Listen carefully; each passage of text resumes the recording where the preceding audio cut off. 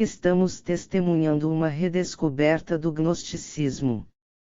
A julgar pela crescente literatura e pelo crescente uso dos termos gnose e gnosticismo em publicações populares, a resposta parece ser afirmativa. Apenas 25 anos atrás, quando alguém usava a palavra gnóstico, era muito provável que fosse mal interpretado como agnóstico e, portanto, a declaração de alguém se transformava exatamente em seu oposto. Tais equívocos são muito menos prováveis hoje.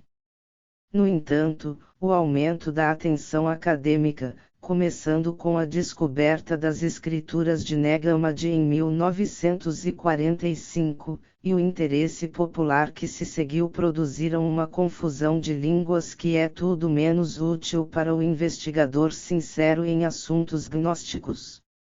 Muitas vezes é difícil até dizer o que se entende por essa palavra. A dificuldade em definir o gnosticismo não é inteiramente de origem recente. Já em 1910, um pequeno livro foi publicado em Londres que, de muitas maneiras, prenunciava as tendências atuais, incluindo as dificuldades de definição. O título do trabalho era Gnosticism, The Kami Apostasy. O autor, um certo D.M. Panton, era um defensor ansioso da ortodoxia cristã, que ele sentiu ser ameaçado por um ressurgimento gnóstico emergente. Panton escreveu que o gnosticismo havia surgido no século XX nas formas de teosofia, ciência cristã, algumas formas de espiritualismo e no que foi chamado de nova teologia, introduzida principalmente por escritores alemães sobre religião. Uma biografia de Marcion pelo teólogo Adolf von Arnack criou muito interesse e controvérsia naquela época. Enquanto os criptognósticos anteriores, como Emanuel Swedenborg, William Blake, George Fox e Elias Reikes, camuflaram suas crenças heréticas, Panton argumentou que os gnósticos do século não se preocupavam mais com a ocultação. Os movimentos gnósticos do início do século XX, escreveu Panton, eram, de certa forma, as tiradas antignósticas de Panton têm uma vantagem sobre grande parte da literatura mais recente, pois Panton ainda possuía uma compreensão clara do que constitui o gnosticismo. Hoje não é esse o caso. Se compararmos essas análises do início do século XX com algumas análises atuais, podemos reconhecer o quão pouco claro nosso entendimento se tornou.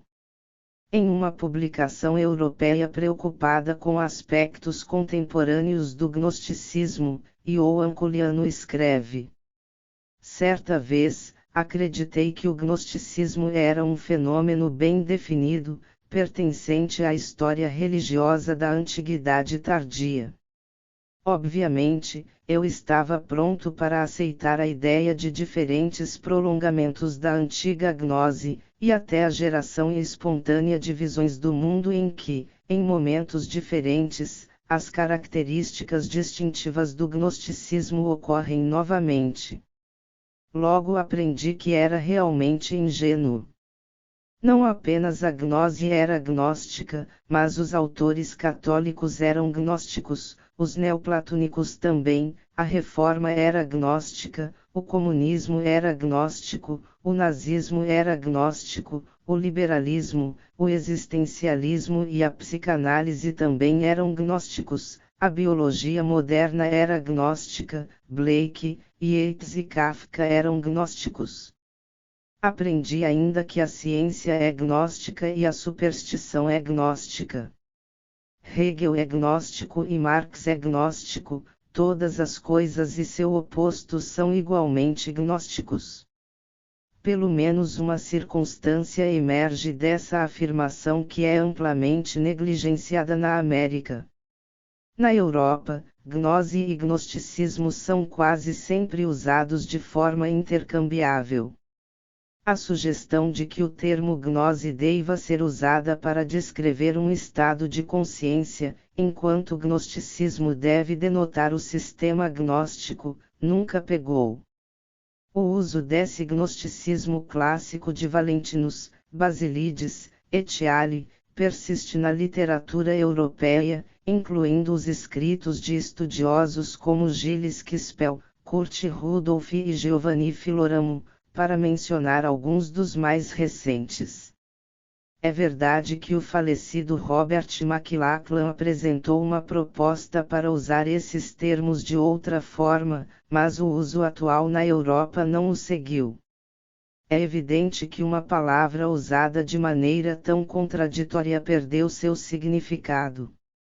Não admira que o escritor do Gnosis, Charles Coulomb, se desespere com a situação ao escrever recentemente em uma publicação católica. Na realidade, gnosticismo, como protestantismo, é uma palavra que perdeu muito de seu significado. Assim como precisaríamos saber se um escritor protestante é calvinista, luterano, anabatista ou o que quer que seja para avaliá-lo adequadamente, também o gnóstico deve ser identificado.